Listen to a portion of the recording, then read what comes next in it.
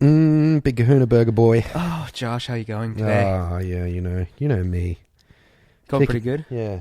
Well, I was good until until you put these stats in front of me. You rude individual. What have you done? Well, the swear jar. Yeah. We've The counted swear it jar. up. And now we know exactly how much I swear. $18 worth, everybody.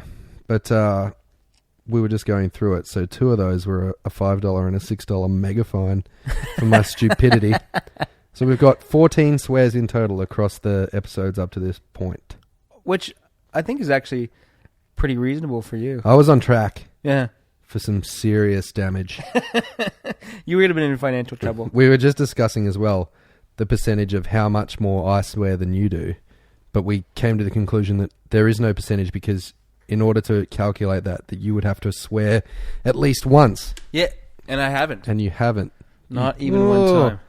How long does it take you to lace up your goody two shoes? How long?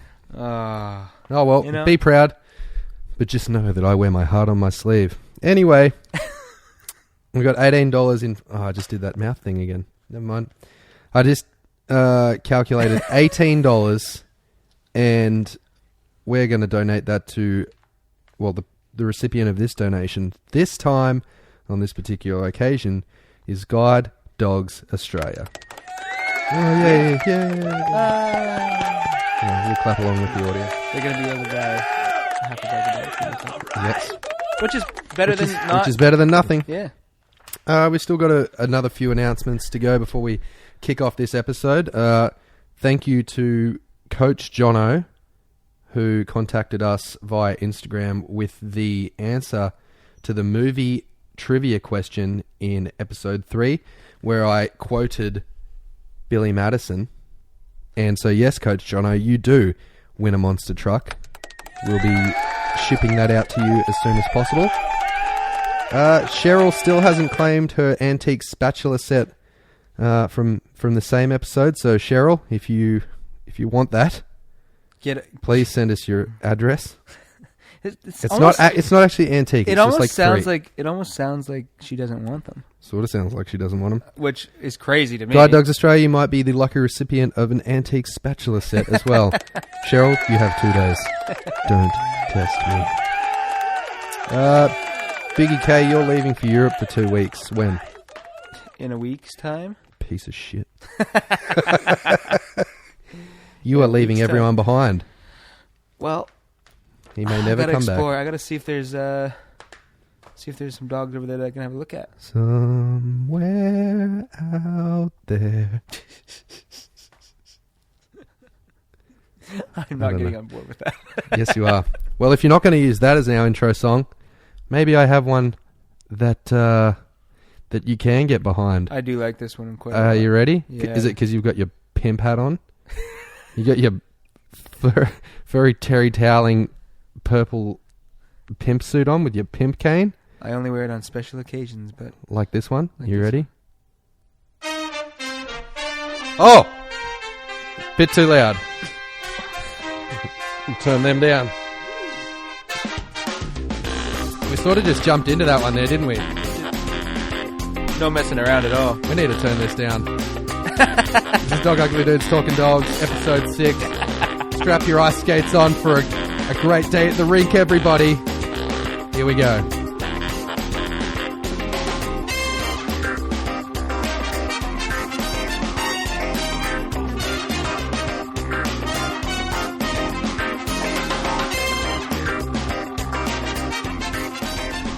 Wow. What a smashing tune that Talk is. about tasty. Tasty cheddar? Tasty cheds. Oh. Tasty cheds for a tasty tune. Tasty cheese, actually. That only exists over here, but we didn't have that in Canada. Yeah, well... cheese. You found cheddar cheese. Cheddar cheese. Well, you found out before when I ordered 2 slices on my burger. Yeah. Yep. Is it true that you and Cassie are both avid funk dancers?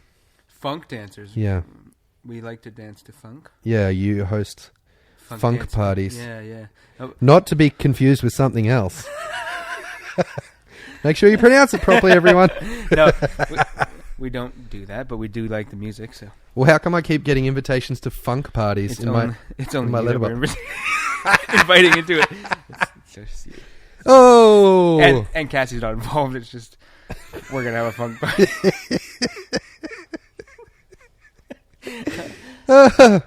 Oh, well. Here we are again, episode 6, everyone. Yep, episode 6. If you're still here, you're still listening, we thank you and we commend you for your efforts in tolerating stupidity. Actually, I'm pretty excited about the topic that we're going to cover today. What is it? Because you've decided on it. Yeah, well, it's... We're not ready to say what it is, but we're not. It's pretty important as All far right. as... Let's just be more professional about this, Kahuna. Okay. And when I say we, I mean me. All right. Here it comes, everyone. This topic today, she's a dog, ugly one. There's a dog. Topic of the week. Uncle Seamus, how did back. you get in here? Silly boy. I hate how he just runs away. He's in and out. I've got so many like questions for him. He just whips out his hip flask, sculls for a good, 3.5 seconds, and then legs it. And then he's gone, yeah. He's got incredible athletic ability.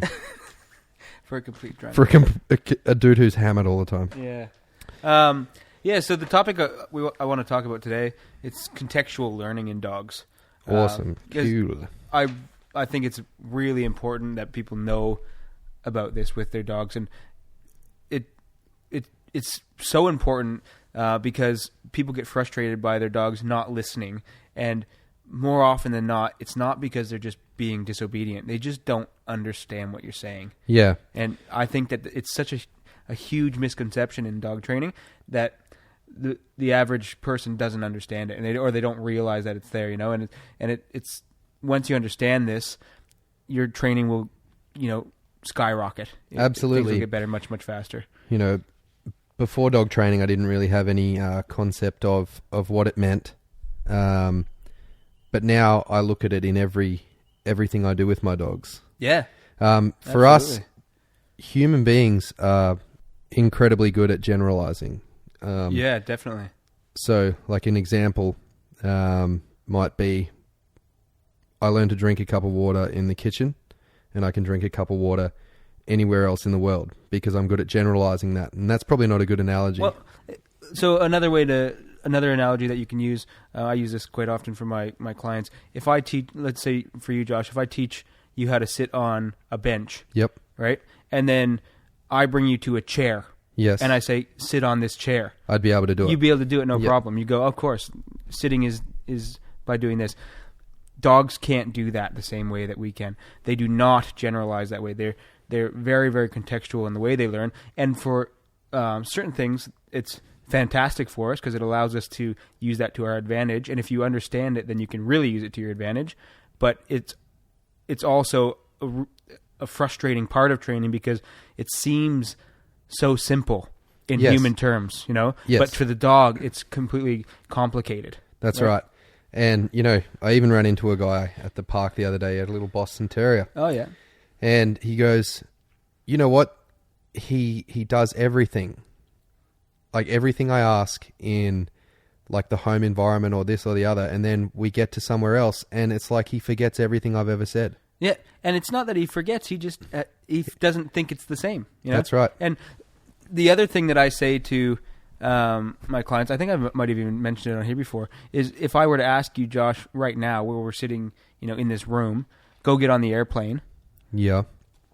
It doesn't make any sense to you. It's not relevant. Well, I've got a secret airplane in the garage. But, so you could do that. I could do it. But for, so let's say you go to the park, right, and you ask your dog to sit, but you've only ever told them to sit while you're sitting in your living room. When you go to the park and ask them to do it, they're going, how am I supposed to do that? The living room is not here. That's right. And people are just, I can tell people, yeah, but I understand it, so why can't he? And how is it that hard? It's a very simple mechanism to sit, but not to the dog. He or she does not understand. That's right. And we're asking the dogs to do things that are completely, outside of what they would normally do. We're trying to fit them into our world rather than, them just doing what they would normally do. And because of that, we have to be very specific about the things that we want them to do and make sure that they understand it in every situation that we put them in. Yep. And the only way they're going to understand that is to teach them to do it in every situation that we want them to. Yep. And so I guess we'll break it down a bit more as to how I use it and how you use it in your training. Both like to our advantage, the contextual side of the learning, and also how we train against the contextual learning and try to get the dogs to generalize a little bit better. Sure. Yep. So let's start by, if I'm teaching my dog a new skill, okay? Yep. Let's just say it's the drop. Yeah, the drops, that's a good one. It's easy. Everybody's doing the drop. So I often teach my dogs a new skill in a low distraction environment, nothing around really at all, and nothing else that's going to take their mind off of what I'm trying to show them.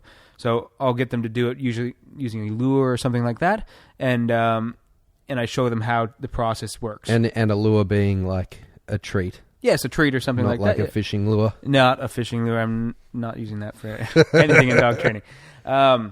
So we're getting the dog to go into the position that we want. However, that is irrelevant to this conversation. But you get them to do the behavior in that room, okay? And it's usually on a particular surface as well. So, maybe it's on carpet in your house. Yeah. Right? I very, very quickly, once I get the behavior that I like there, I start adding things to the situation. I'll do the same luring or whatever it is, whatever I'm using to get them into the position, but I'll change something about the context. Even things like I'll turn the TV on. Yep. Right, or I'll move off of the carpet and onto the tile floor.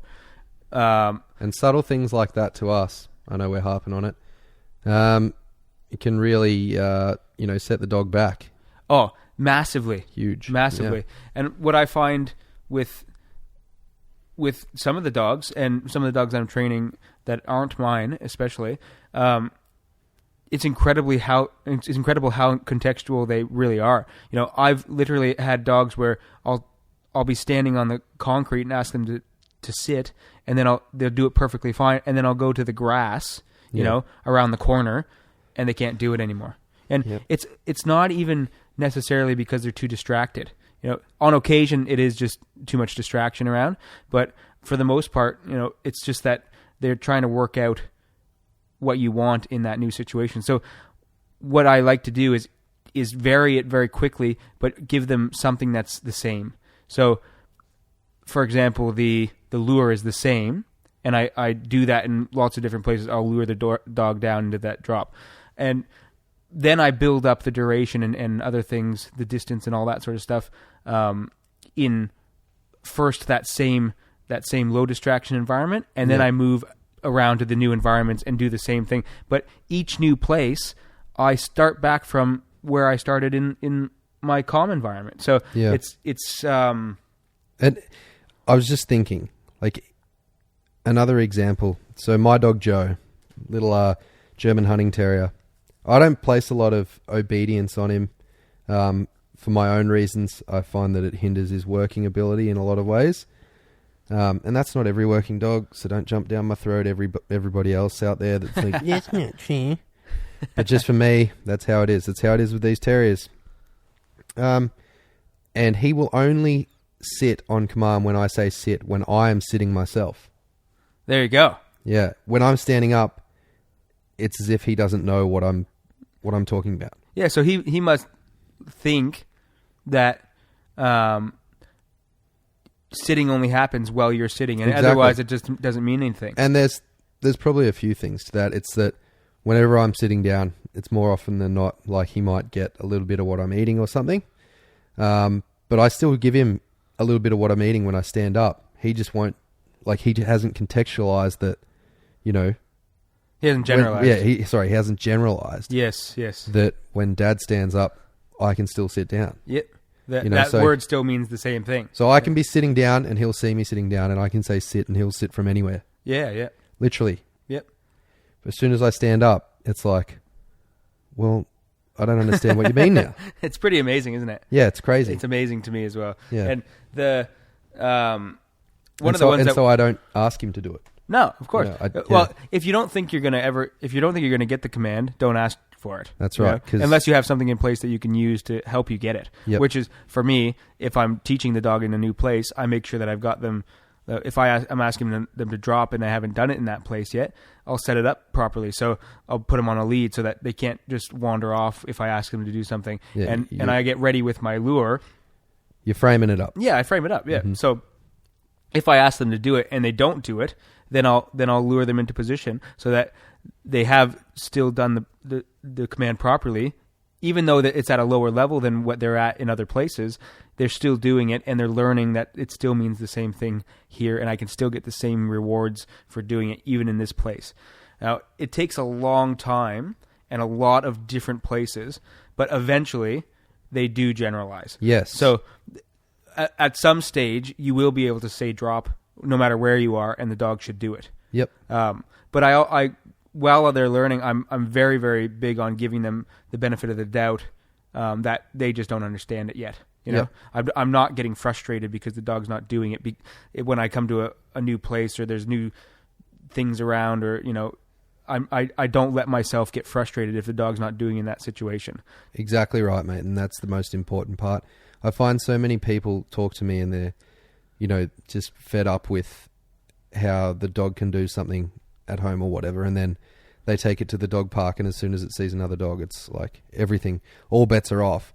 And I can understand how that would be frustrating, but I have to understand it from the dog's point of view. Yeah, if you haven't taught them to do it there. Exactly. Yeah, so that's what it's going to take. It's going to take a long time, and it's going to take commitment and effort, and for you to be understanding and not get frustrated and give up, so that your dog can generalize and perform everything that you want your dog to do in as many complex environments as it may come across. You know what's even more interesting about it, and it actually turns it changes the whole dynamic, and it makes the dogs worse at doing the commands if you don't understand this. So because people go to the dog park, right? Yeah. They ask the dog to do something, the dog doesn't do it.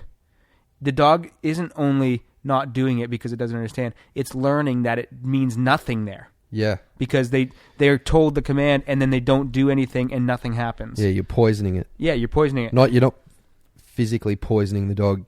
You're doing something that we call poisoning the cue. That's right. Like if you use any word over and over again around your dog and it doesn't lead to any sort of outcome for the dog, it becomes just a dog. It's just a word that the dog doesn't care about. Like every other word you say in conversation to your friends when your dog's around, and And I'm guilty of this. I've poisoned the cue of, like, I'll whistle. I'll go. Oh yeah. At home. Yeah. Means nothing. Right. As soon as they're out working. Yep. And as soon as, like, for me, when I whistle, like, so I'll cast Joe. Well, Joe will cast himself. If I whistle, if I go, that means that's your limit. That's your limit of exploitation on that side, mm-hmm. and then he'll rein it back in, and he'll cut right across, and then so it's like an invisible barrier, and I'm communicating with him, going, yeah, to let him know. To tell him no, too far, right, and then he comes back in, and then he gets to the other side, and he's like, and then I'll do it again, and then he's like, okay, so that's my right. That's how I control him. Yep, and so when you're out, it works, but when I'm out, it works perfectly. When he's working and he's within eyesight and we have that understanding, it works. But at home, it means nothing to him. But to me, I want him to, like, I'm an idiot because I'm like, I want him to come here. Right. But he's like, why does Dad keep doing that? Yeah. And then I'm like, oh, you're an idiot, Josh. You are your own worst enemy sometimes.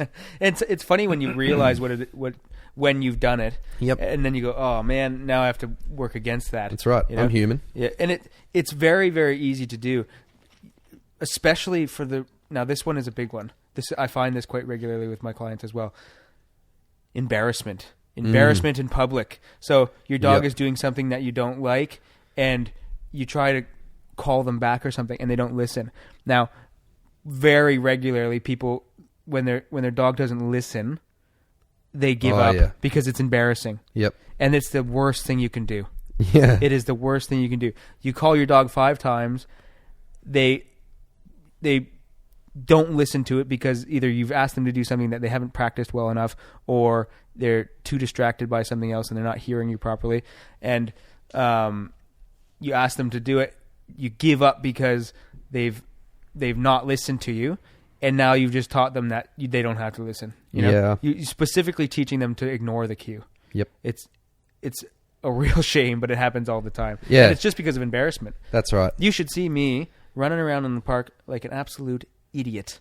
Yeah. When I'm trying to get a dog back and I haven't, Yeah, you're trying to make it as exciting as possible. That's right. You know, for the dog, it's like, well, I can either go to that pub that's got like one light on, looks like there's two people hanging out the front. Yeah. Not a lot's going on. Or you can go to down the road to Steve acting all crazy, which is effectively the bustling that's right. Yeah. nightclub. Trying to get, so if I realize that, I'm not going to get this dog back here, I just make myself more exciting, and I really elevate that side of things, so the dog's like, what's going on back there with Dad? Oh, excellent. Yeah. And then they go and check it out, and then they get a big reward when they come back, right? Yeah. So we're jumping around with what it is, but the point is, if you're asking your dog to do something in a place that they've not practiced it before, do not expect them to do it, even if they're perfect at it at home. Yep. It's probably going to like enlighten a lot of people when you hear that and you I go, hope so. "Oh, that's what my dog's doing when I go to my friend's place." Even someone comes to your house, right? Yeah. And all of a sudden your dog doesn't listen. It's enough to throw it out of balance. And it's like, I can't believe you're doing that, But it's because they haven't had enough practice with people other than you in your home, and so it changes the whole dynamic of everything. Not to mention the excitement, the arousal level is going up. There's distractions. There's more distractions than what there would normally be. So all these things play into it. But the contextual learning side of it is a big part of it. Yep. Now, moving away from that, one of the ways that I use contextual learning to my advantage is with Arrow. So with Arrow on his big flat collar, his working collar, he's allowed to pull me around. Exactly. Right. Yep. So I don't mind when he pulls when he's on that. So if he's searching or something like that. So when he's got his flat collar on and he's on the lead, you're happy for him to pull on the lead as hard as he can. Yep. Yep. Absolutely. I understand that. I don't mind. And I've taught him to do that by saying, if you want to get to anything, you just pull. Pull hard. Yep. Pull hard and you'll get there. Now, I don't always want him pulling. Sometimes I like to do just loose lead walking. I have contextualized that by putting him in a martingale collar when I don't want him to pull. So if he's in a martingale collar and I put him on that, he doesn't get anywhere when he tries to pull. Yep. Okay. So, and I've done that. It's contextual. So if the context of having the big flat collar on versus the martingale collar, which the dog can physically tell the difference of on his neck. Yes. Yes. Absolutely. And the martingale is good because it makes that little noise. Yeah. It's got noise. Yeah. So when he feels the different collar, he knows not to pull. Yep. Right. And that's purely because of the contextual learning. So that's one of the ways that you can use it to your advantage. Absolutely. I do that with my dogs. They only get their working jackets on when they're going to work. Yeah. And then they know, all right, it's game time. Yep. It's the same with... Now, that's a bit of a cue as well. So, it's a cue. Yeah, exactly. They're both... I mean, all these things end up being... At some stage, they become a cue for the dog. Okay, this means this is what we're doing. This means this is what we're doing. Yes. But it's because of the contextual learning that we can do that. That's right. Yeah. Otherwise, every time you put the... switch back and forth with the collars, it wouldn't change. If they preferred to not pull or they preferred to pull, they wouldn't do it one way or the other. That's they would just do with the same thing all the time. Yep. Do you think that, and I know the answer to this, like I just want to ask you, like I know that Arrow definitely wouldn't pull if he had the martingale collar on and he was at a place where he usually practices certain styles of training. Yeah. I know that, but I've seen a lot of people do it where, the dog, they might have it on, like they usually use a harness, Yes. And the dog's not allowed to, like, the only time the harness goes on is when they're working. Yep. And they forget to put the harness on, and the dog's at this particular location where that usually happens, and then he just pulls on the collar anyway. Right. You know what I mean? Yeah, absolutely. So places like, there's so many different things that factor into contextual learning. Well, that's two different contextual learning things happening together. Yep. One, and they're conflicting. Yeah. So one is you want the dog to not pull when it's on this thing, but then you're in a place that the dog is supposed to pull normally. Yes. So the two contexts conflict with each other. So you have to practice against that. Yep. You know, you have to train specifically against that. So if you want that to work in that place, you also have that's again that contextual learning with different places. So that's right. You know, well, why wouldn't I pull here? This exactly. Is what I'm supposed to do. You know? And so you've just taken your dog to the dog park. This is just an average person with their buddy. Yep. So the dog always gets to run around at the dog park doing whatever it wants. Yeah. And the person's like, well, I've trained it at home, like, so, you know, and I know we're harping on about this. So you effectively need to train like you would at home at the dog park until you're happy that the dog is doing what you want it to do at the dog park, until you can, definitely effectively, let it go and have the fun that it wants to do. It has to understand that there's limits. Like, there's a lot of pressure at the dog park, though. I know there's heaps. It's probably a bad example. No, it's not a bad example. This is the reason that it happens the way it happens is because so many other people around and people. Oh, just let him off. Let him have fun. And I say, don't tell me what to do. I've heard it myself. Yeah, so have I. Park. Oh, just let him off and let him have fun. He just wants to play. Yeah, but he's not going to listen to me if I ask him to do something. In a few weeks' time, when I get him really well trained in this space, then he can run around and do what he wants. You know what I say to those people?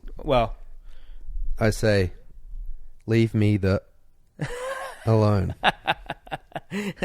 And you want to say that to them because... No, I've said it to people before. Have you? Yeah, 100%. Wow. Just let him run around. Just let him have a good time. And I'm like, why don't you mind your goddamn business? And I won't key your car when I go back to the car park. How's that sound? Yeah, well, I try to be... Nah. I do on occasion get pretty upset with people when I see something I really don't like, but I try to just avoid those conflicts. Yeah, but I like, it's the same. Like, yeah, I avoid those conflicts all the time. But yeah, getting back to the dogs at the park. Yes, it can be difficult because there's that sort of persuasion from other people to just let dogs be dogs. But if you're serious about it and you want your dog to listen to you when they're at the park, you have to take the steps in training that you would in the other environments that you already have and you've got success first. Yes, absolutely. Yeah. Yep. It doesn't matter if it's just the dog park. It could be walking on a lead, like along the streets or anything like that. You have to have it in the back of your mind that you need to be consistent with your training and it doesn't change just because the location changes or something else does. Yeah, the rules are the same no matter what. And your dog will thank you for that. Yep. Because it's easier to understand. Yeah. And this is one that I see all the time. All the time. Dogs that are on a lead, they walk really beautifully. Yep. They see a person, they pull. Yep. Right? And I've seen it rewarded so many times. Inadvertently inadvertently rewarded. The dog starts to pull and the person comes up to them and gives them a pat. Yeah. Right? And I think if you ask the dog, they would be saying, oh, yeah, I'm supposed to walk nicely on the lead, but if someone's there, I need to pull in order to say hello to them. Yeah. You know? And because it makes me feel good when they say hello to me. And people don't keep the same rules and say, oh, just don't pat him if he's pulling. So that's up to you. Yeah. That's up to you as the dog's owner. Yeah, to say that to people. To say that to people. Be like, no, sorry, like I'm trying to teach him the appropriate set of manners that I require. Absolutely. Don't just touch my dog. Yeah. And it takes a lot of discipline to do that. Yeah. It really does. It's not as easy as it sounds to say to somebody, please stop. Yep. Stop moving towards me. And I have to do this quite regularly with dogs that I have that have aggression issues. Yeah. You know, someone will be walking up with their dog and I have a dog there that has aggression issues, I say, "Oh no, he's not friendly." I try to do it all very politely, and then they just continue to move forward, and it's like, I don't know what you're missing here, but stop. Yep. And you end up I did this the other day, and I said to the guy, I said, "Stop moving towards me." Yeah. I had to put my hand out and say it like that. I had already told him 4 or 5 different ways not to keep coming up, and I had to do that because exactly. he just kept coming like it was not... And then it's like they get pissed off at you. It's like, I remember, it's so true. When I had Tex, just before we sold him to South Australia. Yeah. So I could tell him to drop anywhere, anytime. Yep. On the top of a car that was moving, in a park 120 meters away. Yep. It could have been on a surfboard in the middle of the ocean. Tex would have done it because we proofed it, didn't we? Yes. In different areas, in different circumstances, different weather, different times of the day, different things he was wearing. We did it all. Yes.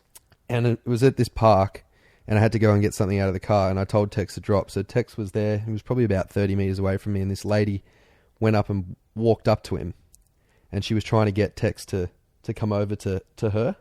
And Tex, I could see him because I stopped and I looked, and I was watching him, and he was like, "Dad, come back here, please." And she was trying to get him to come over, and then I came up to Tex and I released him, and she's like, "There's something wrong with your dog." I was like, "No, there's something wrong with you." Yeah. Yeah, exactly.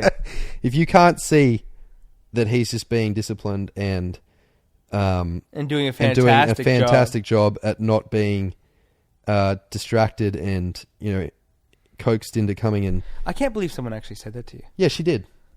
But that's how dumb people are, Kahuna. That is ridiculous. And it was just out of spite that she felt like she was entitled to. Yeah, and that dogs love her, so there's something wrong with your dog if it doesn't come up and pat me or get a pat from me. Yeah. That. Now you know, you fat bitch.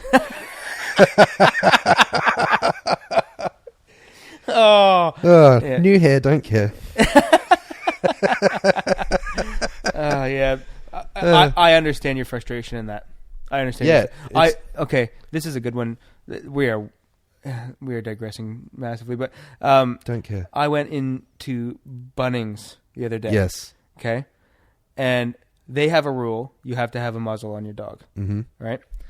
And so I went in there, and I had Arrow in there with the muzzle on, and he's pretty good at his muzzle. He's quite desensitized to it. I did a fair bit of work with that. He is in the Good Boy Hall of Fame. Yep. Yeah, and so we went in there, and the first thing that the employee said to me is, the employee, it's their rules. Yeah. Okay. She goes, "Oh, the poor dog and that cruel muzzle." Yeah. That cruel muzzle. Shut Number up, one, he wouldn't be in the muzzle if your rules weren't to have a muzzle on. Yeah. Number two, the muzzle is not cruel as long as it's done properly. That's right. And to make someone, that's me, a trainer that goes in there and goes, I even looked at it. I didn't even know what to say to her. I just wanted to yell at her, but I didn't know what to say. But someone who is just following the rules like that, you're going to make them feel bad about doing that, about bringing their dog in there and putting them in a muzzle because you have some misconception about what it is, and most people would be totally destroyed by that, someone saying that to them. Yeah. "Oh, I'm being cruel to my dog." Right? Yeah, exactly, man. And it's just people talking out their ass that have no idea what they're saying. True. It drives me up the wall. Drives me crazy. Does it grind your gears? It actually really does. It really does. Sometimes I get heated over that sort of stuff, but sure. I think. But Arrow wears the muzzle to work. Yeah. And so that ties into another contextual thing. He does what we call muzzle striking, with the muzzle on.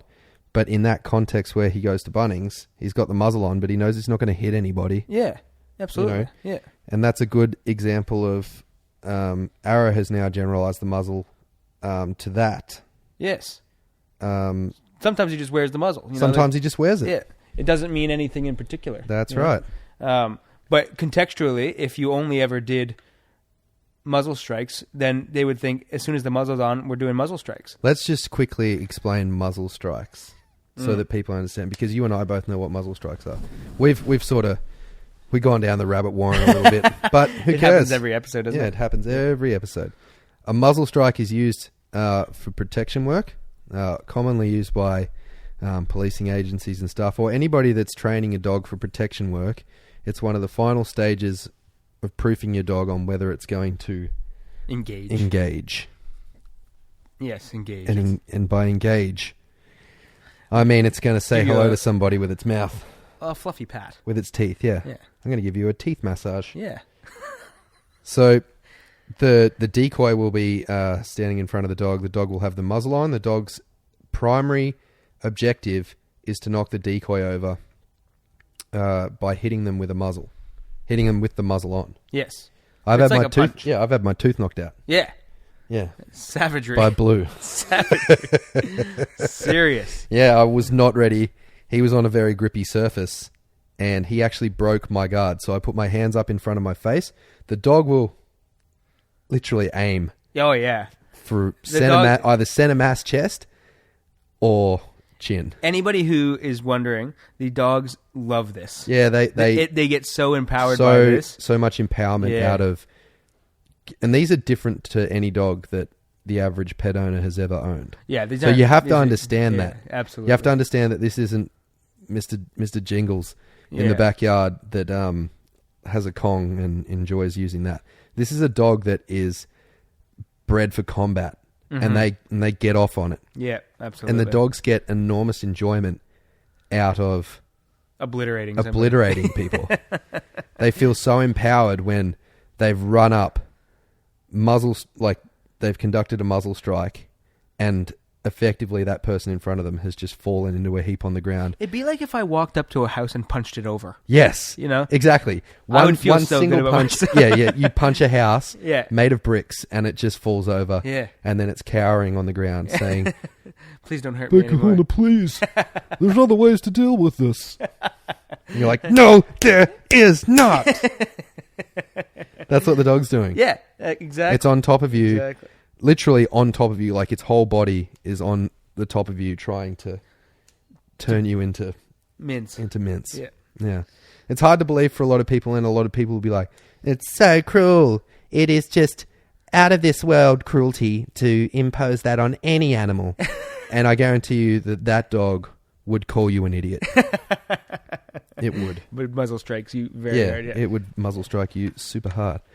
But in terms of, let's just summarize contextual learning briefly, and then we'll give like a few good examples that people might find so that they can, again, understand where we're coming from and what we mean by contextual learning. Yeah, okay. So the most basic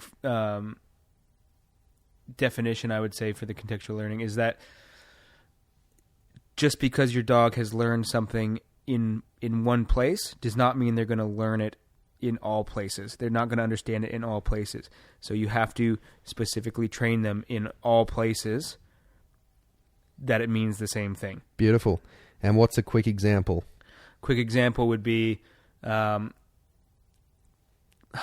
go with, you want your dog to sit next to you at the cafe, let's say. Okay? Good example. A lot of people take their dogs to the cafes. Yeah. So you teach your dog to lay next to you at home, and you have a command for it, and it's all good, and you're like, okay, he's ready to go to the cafe, right? He's perfect at home. No, he's not. So you go to the cafe, and dog's jumping all over the place, pulling to get to everything, doing whatever it feels like, even though you're giving them this command that they know, Yep. Right? So that's because they don't understand it in that context. And you must start from the beginning. It doesn't take as long because it's just almost a reminder. It's saying, yeah, it means the same thing as what we did back home. So you're doing the same thing here, right? So we're getting him to understand that, okay, this is that thing we did at home. Okay, I get it now, right? Yep. It doesn't take nearly as long to get them up to the same standard that you were at home, but you do have to start from the beginning again. Yep. So practice it the same way you practice it at home, and quite quickly you'll get them back up to the right standard. Awesome, man. Thanks heaps for that. You're welcome. Hopefully we've explained it for people, and I really hope this is a light bulb moment for a lot of people out there that are like, oh, this is me to a T. Yeah, I mean... Hope so. It's something that it blew me away when I learned that. Yeah, so did I. Yeah. I was like, oh my God. It rings so true with everything that I've ever done. Yeah, absolutely. Anyway, take what you can from it. If you have any questions, get onto our Instagram page and ask us. On Instagram or on Facebook, doesn't matter. Just, actually, can we use your website?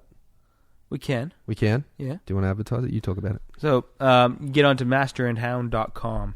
That's masterandhound.com. And you can send me a message on there on the contact us. Not to be confused with plaster and clown. That's my other business. Yeah. You really should have named them different things, like not so close in sounding. But coming up next is Breed of the Week, everybody. I don't know what breed that it could be. Maybe a Whippet or a small Bichon Frise. But if you stick around, you will see. 'Cause it's time for Breed of the Week. I don't know what breed that it could be. Maybe a Labrador or a BSMG. But if you stick around, you will see. 'Cause it's time for Breed of the Week.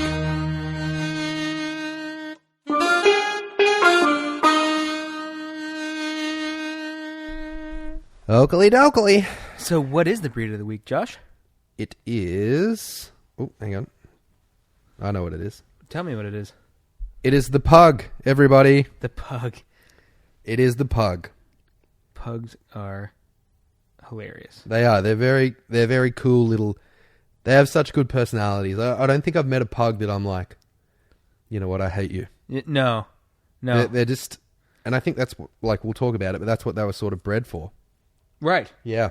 But, yeah, they're very, very interesting little dogs. I found out quite an extensive amount about the pug, so let's just crack into the history of the pug, shall we? Yes, please. So according to the London Zoological Society, the pug is one of the most ancient breeds of dog today. Records of short-nosed dogs or short-snouted dogs with short bodies and curly tails date back to 700 BC in China. Holy hell. 700 BC. Jesus wasn't even kicking. That is crazy. Pugs are older than Jesus, everyone.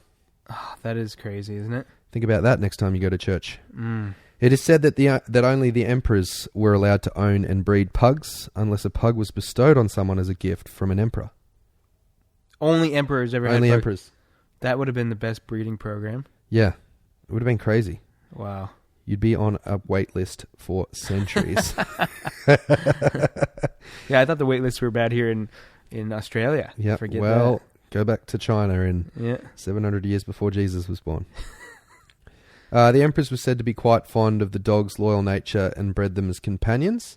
Selective breeding also occurred where only the pugs that enjoyed being in close proximity to the emperors were chosen to breed with. That makes a lot of sense. Makes sense to me. Yeah. And, so that's them breeding for that temperament. Yeah. Right? For that, I want to be next to you. Now, I wonder if when they did that, they also took into account the physical side of things and the health of them and all that. Probably not back then, mate. Well, I can't imagine any that had the real health issues that they have now would have survived, I guess. Probably not, no, but I think they were slightly different in physical stature and appearance to the modern day sort of pug. Well, the ones that they do nowadays, they selectively breed them for that short nose. Smushed cinnamon scroll looking face. That's what their face looks like. Yeah. It's like a squished butthole. But they're cool. Turns out that the illegal ownership of a pug was punishable by death. And the punishment was carried out in a way that saw the guilty person or persons being forcefully escorted and stood before a fortune teller, where they would then be made to stare into a crystal ball, effectively seeing the future, and look at images of modern-day Chinese crested dogs until cardiac arrest was induced. I thought you were serious when you started that.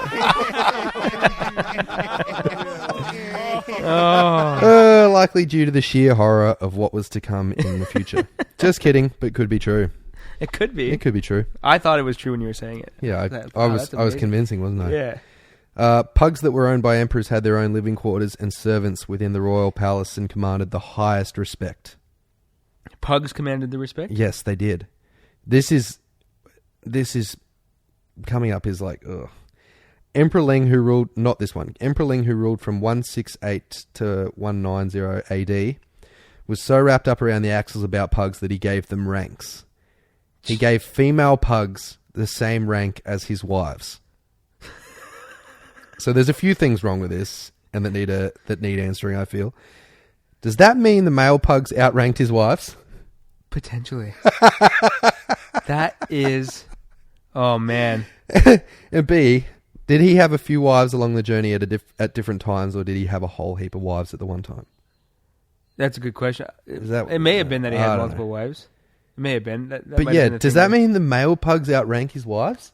Honestly, it sounds like... That's so bad. That is ridiculous. And it should be equality amongst exactly both male and female pugs. I just don't... Yeah, exactly. And I don't think that pugs... And the wives and husbands as well. Yeah, exactly. That's right. Emperor Ling, we need to go back in time and have a chat. Yeah, not cool. So the exact origin of the pug is still being disputed. Some believe that it has been around since 700 BC, like we said earlier, but others argue it came to prominence during the dynasty of Yuan, Y-U-A-N, from 1206 to 1333 AD. So it came to prominence. What does that mean, though? Like they they were around back then, but then they became more prominent. That's much further along. That is much further along. It's like so. I think what they were saying is like 700 BC, like dogs that may not have been pugs were kicking about, and then something similar to what you might see today started to be seen on a more consistent basis, I guess, at the start of the 13th century or whatever it is. Yeah. Others say they originated after that period in a little short-haired dog with a flat nose and curly-tailed called the Hapa is the grandfather of today's pug. Okay. The spread of the pug from Asia is thought to have occurred when the Dutch discovered China in the early 1600s, and the Dutchies began trading with the Chinese, and Dutch sailors smuggled pugs onto ships and took them home to Europe. The Dutchies called pugs mopshonds, and the name is still in use when referring to pugs today in the Netherlands, I think. Right. Yeah. Pugs quickly became popular in Europe as companions to the upper classes and nobility due to their small physical stature and unusual appearance, which was seen as a novelty of sorts at the time. We as humans are so strange, eh? Oh, man. Like... ridiculous. If I was royalty back then and I was like, I can have a pug or I can have like a wolf. Yeah. I'm putting all my time and energy into training a wolf. Yeah, absolutely. Although maybe there was a few people that have been getting killed by wolves, and they decided this was a better option. Post that picture. Post that picture. Yeah. This is the hapa. Is that the hapa? Yeah. Oh god, it looks like a chicken. Look at its back end. It looks like a chicken with a pug face, but it's actually not got as ridiculous a face as the modern day pug. No, it doesn't. The face, the rest of it is way worse. That to me looks like a Tibetan spaniel. Have you ever seen one of them? I don't know. A little bit like a Tibetan spaniel. Anyways, continuing on, Biggie K. There's a legend kicking about. Actually, I think it was proven as fact or something. That when William the Silent, whose hobbies included miming and was well liked by various librarians of the time. Oh, you can hear those guys in the background. My joke. You didn't even listen. I wasn't listening. I was trying to find another hobby. Well, I'm going to read it again. William the Silent, whose hobbies included miming and was well liked by various librarians of the time. Why would he be liked by librarians, Kahuna? Because he's silent. They never had to tell him to shut up. He just read his book peacefully. But when William the Silent invaded England, his pug saved him when the pug thwarted an attempt by enemy soldiers trying to kill Willie in his sleep. The pug started barking when he noticed that people were approaching Willie's tent in the middle of the night. The pug then became the official dog of the House of Orange, Holland, as a result of him saving Silent Willie, and therefore the pug effectively shaped history. So there you go. So it was kind of one of those feel-good stories of the time. Yeah. The dogs that saved someone else. That's right. Yeah, so there was exciting. Free Willy the movie, and I think they're actually coming out with Silent Willy. Silent Willy. It's not about whales, though. Yeah, what is it Shit about? jokes, anonymous. Pugs remained popular up to the turn of the 19th century and then fell out of favour. After 1860, a new wave of pugs was spread throughout Europe, with shorter legs and the modern-day pug nose that we see today. Right. It's not certain when the pug was first introduced here in Australia, but there are records of the records from the Agricultural Society of New South Wales listing 2 pugs that were exhibited in 1870. Let's talk about its temperament, training, and needs. The pug has been described as a lot of dog in a small place. Okay. Yeah, which I can see. Yeah, because they're a bit run about. They are hilarious dogs. Yeah. Really funny. They are notoriously keen and happy-go-lucky dogs that are extremely loving, loyal, and affectionate with their families. I can vouch for that. That rings true. I've actually, if they didn't have such bad problems breathing, I'd tell Han that we're getting one as a pet. Yeah. Because I love how they're so, all the ones that I've seen, and I've seen, maybe 10? And I've 10 seen, in the flesh? I've seen plenty as well. Yeah, you've seen plenty. And they're hilarious. They are hilarious. I always find it, the nose problems are quite sad, though. Yeah. They take 5 steps, and then they struggle to breathe. And we'll talk about that after. Mm-hmm. Yeah. But they're like, don't exercise them. Yeah. You can't exercise them. That's pretty bloody bad, isn't it? Yeah. You can't exercise the dogs. Yep. They are said to have a very playful and rambunctious side that is also almost certain to keep you laughing. We just spoke about that. Yes. Most pugs are excellent in terms of living with other household pets, and they are renowned for being very tolerant of small children. Yep. Well, I mean, one of the pugs that I have been around lived with a rabbit. Really? Yeah, so it's like... Formed a close bond. Yeah. It just... the rabbit was probably the boss because, yeah. They're not really high up there on the... food chain. Yeah. Rabbit's like, you will do as I say, or I will kick the living shit out of you. And the pug's like, okay, please don't wrestle me again. A downside of the pug is that they do not tolerate overly hot or overly cold weather. So they're a dog that likes their cake and eat it too. Where are you going to live, pug? Yeah, seriously. Where are you going to live? Don't live in Melbourne. No. It does. Do not. It does both of those things in one day. In one day, in like the space of 2 hours. Yeah. You've covered off on everything that you do not like. Which is ironic because the majority of pugs that I've seen have been in Melbourne. Yeah, well, I suspect that they would do better with cold than heat. I reckon because it's the panting that becomes a problem. They can be inside. Yeah. And if it's cold outside, you just come inside. Yeah. Come into the gas heating, little dude. Or the electric heat, whatever. It doesn't matter. I'm not discriminating on what type of heating you use. They are best suited to living indoors where the temperature and conditions are consistently comfortable. There you go. Look at that. It's like we've written this up. I know, it's crazy.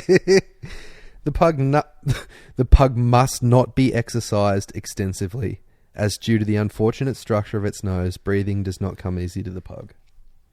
The unfortunate structure that we put into them. Yep. By selectively breeding for the short nose. Yep. Seriously.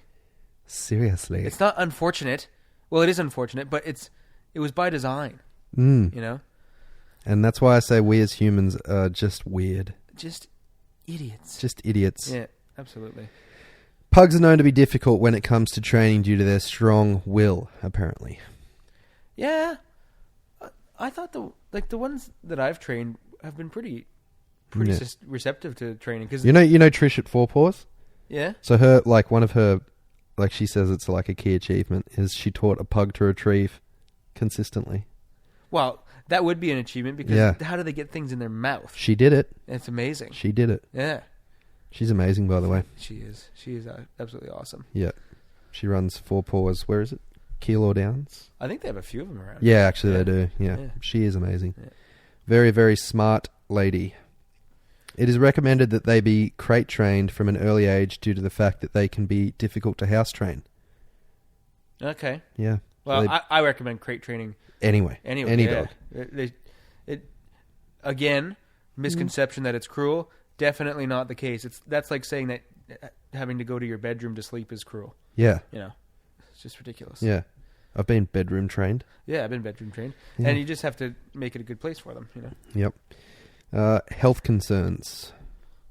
Not all pugs are destined for health problems, but these are some that are most notable when pugs are concerned. Due to the fact that a lot of pugs' eyes bulge, they are prone to a variety of eye problems, including proptosis. Proptosis is when the eyeball dislodges from the eye socket and the eyelid clamps shut behind it. Holy fuck. It is. Have you ever seen pictures of this? No. It's disgusting. Yeah. The same thing happens with French bulldogs. Does it? Yeah. It's how is that rectified? Surgery. Oh. Yeah.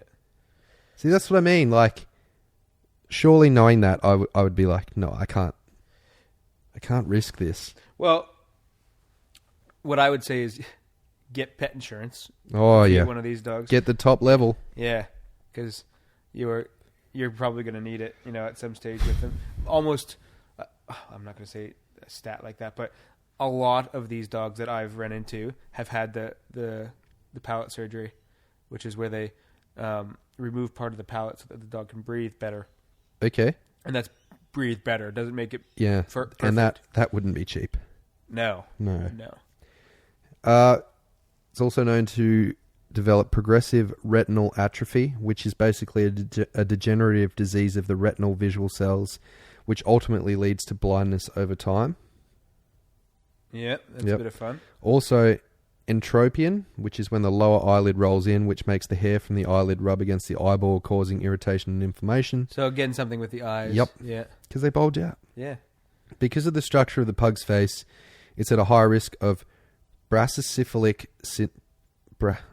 brachycephalic... How do you say that, Steve? I don't know. BRACYCEPHALIC.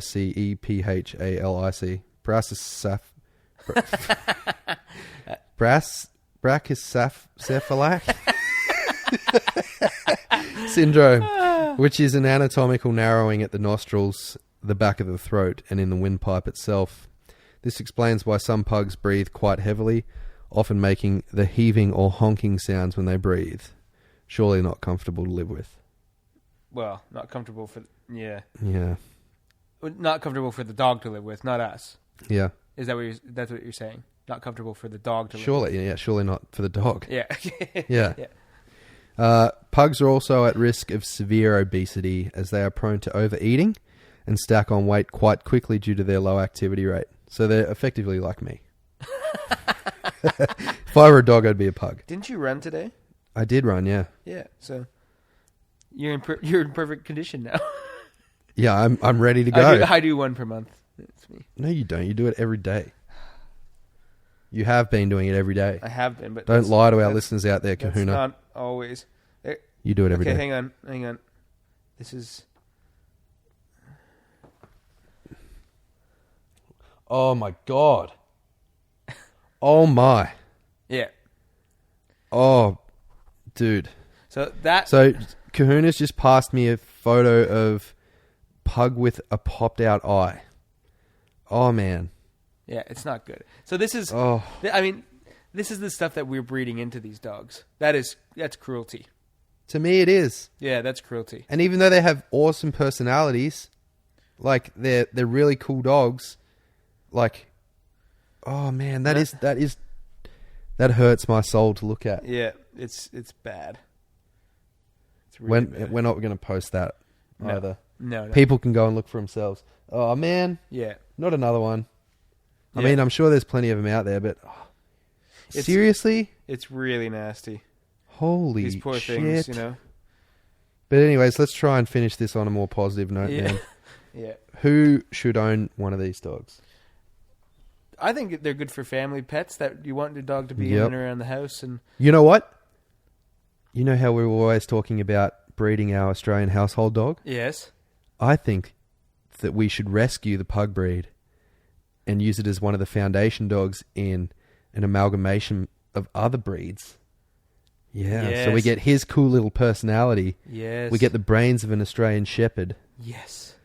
We get the physical structure of Arrow. Yes.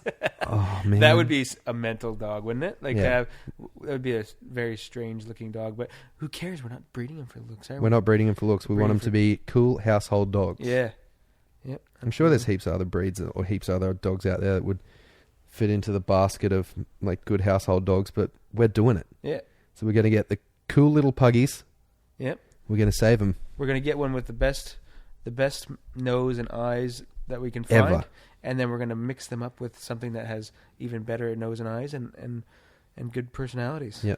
Boom. But overall, I think this is a really good dog for somebody that, probably hasn't done a lot of research into it, and they're like, I want a cool dog. Yeah. Like, I want a dog that, is cool to hang out with me. Will keep me company, make me laugh. They do bark a bit. Yeah, they bark a little bit. You bit. have to keep that in mind if you have close neighbors that don't like the noise or whatever.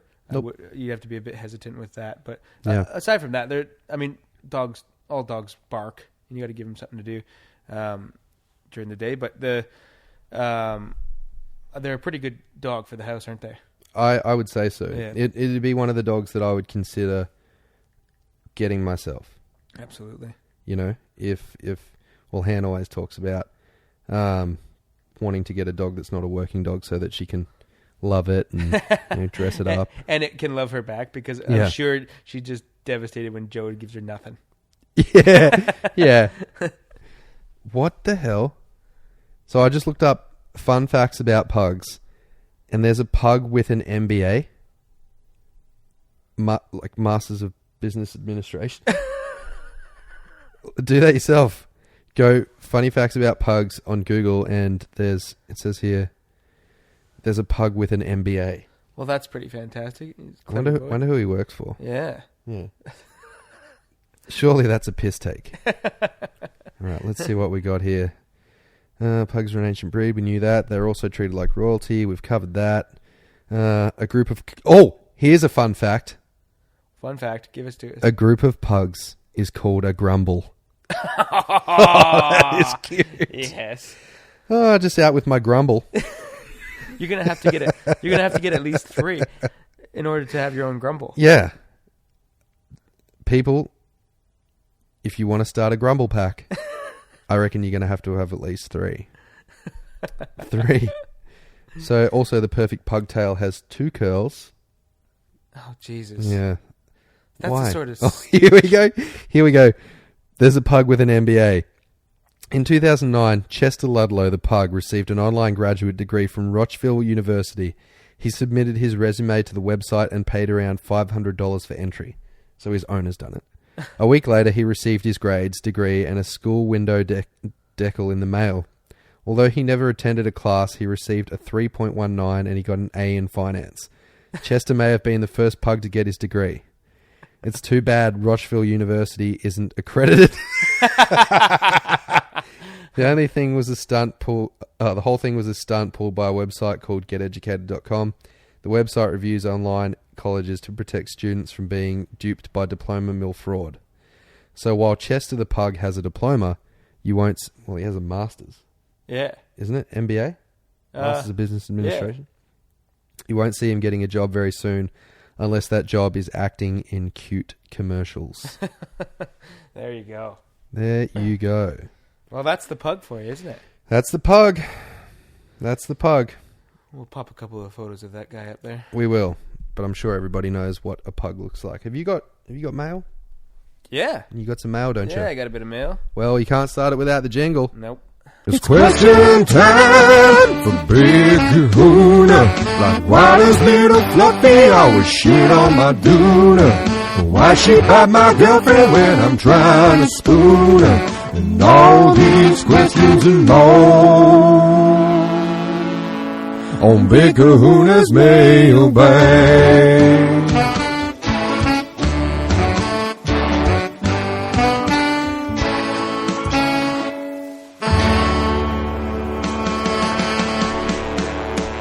Alrighty, Okay. Now, we posted something the other day, an adorable Labrador with his hand up, asking if they had questions. But it wasn't even on this one. It was on the Instagram post about episode 5. Yes. And someone has, your boy Kaz. There's been a couple posts on different different things. Yep. People asking if this is anything to do with furries. Nope. Furries. Like God, it's weird. Furries. Right. So tell us what it is, Kahuna. All right. So, according to dictionary.com, furry is an enthusiast for animal characters with human characteristics. In particular, a person who dresses up in costume as such a character or uses one as an avatar online. Is that why? Because it's essentially an avatar. Our logo is a bloody furry's avatar. No, it's not. This is not a podcast to do with any weird fetish. Nope. It's not. It will never be that. Ever. Unless I get a taste for it. Nope. But no, it is not. Try everything once, Josh. Nope. No, I'm not trying. No, I'm not. I refuse to. Don't care. I don't care if people go, you're not progressive. You're too conservative. Don't give a fuck. Don't care. Because this is nothing to do with furries. No. So stop asking. Yeah. Now that I know what it is, it's got nothing to do with it. And it gets more and more weird the more that I look at it on the internet. Yeah. It's like a sexual thing. No, it isn't. It is. Well, I don't want anything to do with it. Oh, hang on. We had another question, didn't we? We did. We had a few. We had a few questions. Yeah. Let me just...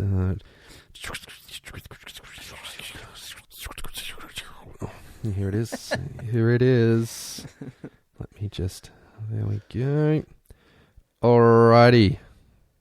This question comes from Ashley Kate. Ashley Kate didn't say where she was from. We really need to know where everybody's from so we can keep meticulous records, guys. So If you could just remember to add that in. But she says, Big Kahuna, my girlfriend passed on your podcast link to me, ... You've probably had a rundown about my babies, in brackets Bowser and Shaggy. Bowser is a 9-year-old Staffy and Shaggy is a 6-year-old Staffy cross. I have been told my dog/dogs, I have no idea if it's both, or just one of them, has separation anxiety. First started getting bad when my dog jumped through 4 windows to escape, has eaten the plaster off the walls, chewed through chain, and has now eaten through a dog cage and jumped over the cage walls. In brackets, when I say cage, it's a luxury dog pen. We 100% believe you, Ashley Kate, for sure. We actually do. Yes, we do. I have seen a dog trainer, but I got ripped off. Yes, it was my fault. I paid up front, but I had 8 weeks left of my pregnancy when it got bad and noticed a change in their behavior. Aside from that, my dog, the vet seemed to think only one dog, in brackets Shaggy, has separation anxiety and is now on medication, has been on Lovan now for 2 months, and it got to a point I could leave the house for an hour or so, but now I realise she's just got better at escaping the cage faster. The vet has now upped her dosage. She has now been on a higher dosage for 3 weeks, but still can't leave her without paying someone to watch my dogs. Having 2 kids under 2, it is very hard, not to mention I can't return to work as it's not fair. Hang on. Oh yeah, it's not fair asking someone to watch my kids, but you need to also take the dogs if you want to do anything. I am at the ends and have actually considered putting my dogs down, which breaks my heart, but I have no life, and it's put strain. It puts strain on my family, as we can't do anything. I don't think I could actually bring myself to do it, but I feel for the dogs too. Shaggy will not sit or sleep without me being there, or having someone with her. Sure, it's not fair on her either. If I get up, she's right there. If I go to the toilet, she's there. I swear she sleeps with one eye open, just so she knows where I am. Please help me fix this problem. Regards, Ashley. It's pretty heavy, eh? That is very heavy. Yeah. I don't have my weightlifting shoes on. I need my weightlifting belt. Yes. Yes, Ashley, it's a pretty terrible tough thing. Yeah, pretty tough situation. First and foremost, we're very sorry to hear that this is the circumstance. Mm-hmm. Never easy when you've got 2 young children and you're dealing with a problem like this. Yes, absolutely. We're glad that you've asked, and we really, really hope that we can help you out. And be Kahuna. Well, please. I'd like to know a little bit more about the situation. We've got a 9-year-old and a 6-year-old Staffy, so I wonder how long they've been like this, and if it's just been, if it's been getting progressively worse, or if it's just been like this forever. Forever. Because knowing that would really help to figure out what's actually going on. Because there might be a small amount of, maybe not quite as bad of a separation anxiety, but a learned response to the separation anxiety, which is the destructive behavior, right? And the destructive behavior may just be a result. They've learned that they can do it, right? So it's worked for them in the past. They've ripped through walls and got into let's say the dog wanted to get into the house, and it was locked in the laundry, and it ripped through the wall and got into the rest of the house, and that made it feel better. Oh yeah, right? You know, so that has then inadvertently reinforced it. You didn't want that to happen, but the dog found out that if I just do this, I feel better. Yeah, absolutely. And that's ultimately all any dog wants, is to feel safe, secure, and to have what it wants. And the way it found out how to do that was to chew through the drywall. Yeah, that's right. Which is unfortunate enough, but that's how it's done it. Yeah, and escaping from the cage is another one.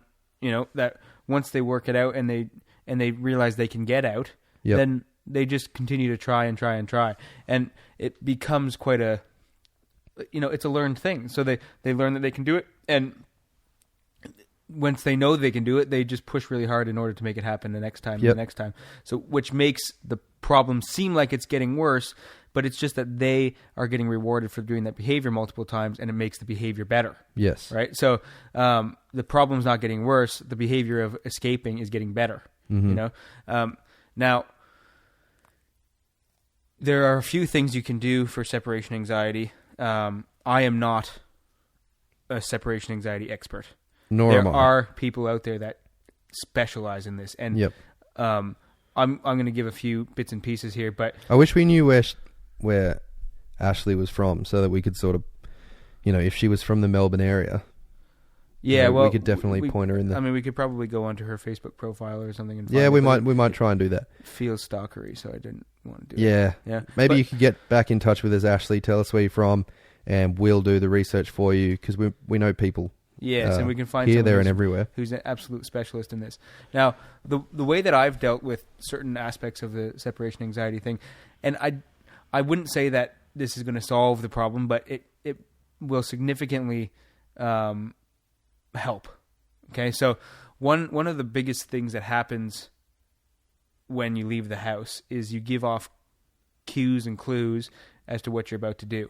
Now, if that is going to raise the anxiety level of the dog, now before you even leave the house, the dog gets into an anxious state. Yep. Right? Now, ideally, what we want to do is reduce that anxiety level before it gets into a panic state. If you think about that, anxiety increases, and you start to get panicky, right? And this is contrary to what a lot of people think. Dogs can actually smell the chemical change in your body when you get fearful or anxious or anything like that. So the dog may be, using that as you may be like, oh, I got to go soon. Yeah. I got to go. And you're working yourself up, and then the dog cues onto that. And even giving biological cues. Yeah, absolutely. And, we're going to talk about that in an episode coming up, the olfactory setting and stuff. But so it's what people call dumping down the leash. Right, absolutely. Where you feel a certain way and the dog reacts to it. I get that a lot with people that have dog reactive dogs, and quite often they're giving the dog the signal to be reactive without even realizing it. And you may not even realize that when you go, you're like, oh, I've got to go somewhere soon, I've got to go somewhere. You start acting a certain way and the dog's like, hold up. Yeah, well, even things like let's say every day you go to work, you put on your shoes just before you leave. Yeah. Right? So you put on your shoes and you bring in the dog out and put him in the cage. And so putting on the shoes predicts that you're about to go into, it's classical conditioning stuff. Yeah. And it causes an anxiety level to increase in the dog just by seeing you put your shoes on. Yep. Right. So what we want to do is counter condition those different cues and be really critical about what those cues are, and then start counter conditioning them when you're not leaving anywhere. Yeah. Right. So ideally, what I like to try and do in those situations is make those cues mean something like a stress decreasing tool. So when you see the shoes, it means something good is going to happen. Not maybe something bad. Go out into the backyard and play ball or do something that your staffy likes to do. Before you give them their meals and stuff like that. Put your shoes on. Put your shoes on. Yeah. So putting your shoes on isn't going to solve the problem. It's just an example. Exactly. These are just examples of things that it could be something very subtle as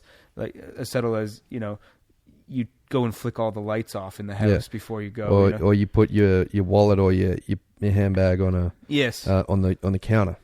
I can tell you right now, when I'm getting dressed for work in the morning, Arrow knows. Yeah. He goes and waits by the garage door because he comes with me. Yep. So, but I'm just getting ready, just regular getting ready. Yep. Right. So this can be a real difficult process it's not going to be an overnight. Yeah. fix. And I feel like dog training really is. No, it's not. And I feel like we could probably benefit from a little bit more information. So if you want to get in contact with us again, we'd be more than happy to start up a sort of chain of correspondence to sort of definitely unmuddy the waters a little bit here. Yes. But the other thing that is really important here is that you find something that the dog can't injure themselves in, can't get out of, and if you keep putting them in the same space and they keep escaping, I mean that's not helping anything. No, it's really not.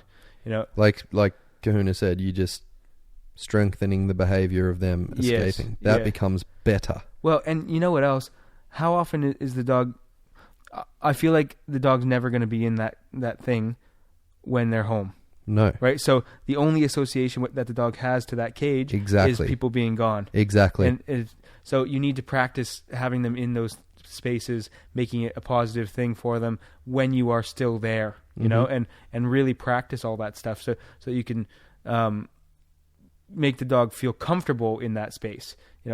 If you can make the dog feel like they're very happy to be in that cage, then when you leave, that comfort will stick with them, and maybe you're gone and their anxiety goes up a bit, but it's countered by the positive feeling that they have in that space. And this is a very, very complex, in-depth process. Probably one of the most complex in terms of dog psychology and behavior. One of the most difficult things to fix. Yeah. Yeah, absolutely. And to get a real, true specialist in it would be a great advantage. What's interesting about this is how old the dogs are. Yeah. How often they're fairly long in the tooth. Yeah. So they're even a dog who's 6 years old is what I would consider to be getting on. Absolutely, and which makes me wonder, how it happened. Like, what was how going is this on? Manifested? Yeah, exactly. Has it happened from day dot when they were puppies, or like you said? Is it a bit learned? Yeah, a learned behavior. And the cues, the more that the cues come in, the more it increases the anxiety, which causes the problem to spiral out of control quicker. Yep. And if that's the case, then the counter conditioning can work quite well. But if it's been going on for a really long time, it's something that you're going to need to get a real specialized expert in. And the other thing is, it sounds like it started happening with the pregnancy thing. So when she was about to have the baby, it seemed like it was happening more or something. Based on the message, I couldn't really tell. It seemed like it was happening a bit, but it got much worse just before the baby. Yep. Right. So something in there has changed it, and it's hard to know until you're seeing it face to face. But it's a very, very difficult thing, and I would highly recommend getting someone in. Yep. Exactly. Yep. Also, feel free to keep in contact with us, and we'll see what we can do once we find out where you're from. Do we have a prize this week? Yeah, we do. Yeah, absolutely. Yeah. What is it? I got a reduced bag of blood oranges from the...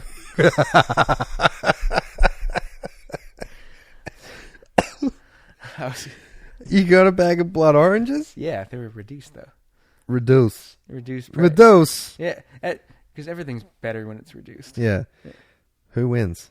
It's definitely like the questions the people who asked if this was a furries thing. Nope. You do not win. And you will never win. Don't care. Oh. So, Ashley, Kate, hopefully we've helped you a little bit with that there. And we'll get you your bag of reduced blood oranges as well. So you're going to have to get back to us quickly about this one because they're going to go off. But that gets us to this point, which is the end of episode... Which episode is it? 6? Yeah. Pick up sticks. Holy dooly, we're humming along, everyone. All right.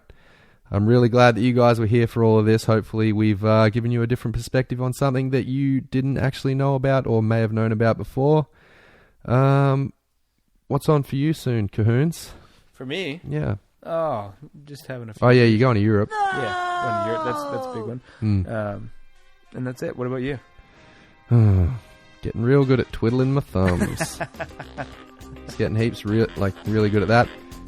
Probably just researching the next few Dog Ugly Dudes Talking Dogs. Oh, fantastic. All right, well, see you on the next one. Yeah, enjoy your time in Ireland and Scotland, and thanks for the invite, you jerk. Alright, you guys have a great time. We'll see you next time on Dog Ugly Dudes Talking Dogs.